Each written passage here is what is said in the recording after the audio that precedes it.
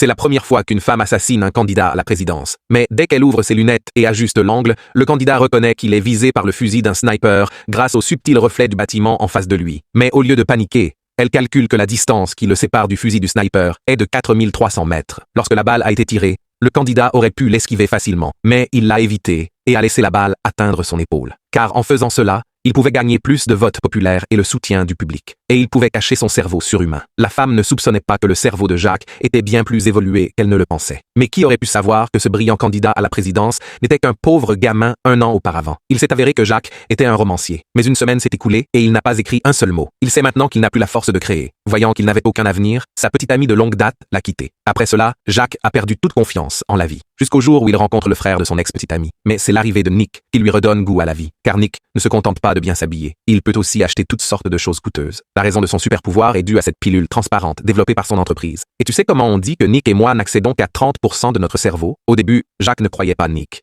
Il pensait que c'était une nouvelle forme de trafic. Bien que Jacques ait refusé de la prendre, il l'a acceptée contre son gré lorsqu'il a appris qu'elle valait 9000 $. Puisqu'il est déjà pauvre, pourquoi ne pas essayer les pilules? Alors il les a avalées avec l'intention de faire un test. Mais à cause de cette décision, il a commencé sa propre vie de héros. Il est même devenu président dans le futur.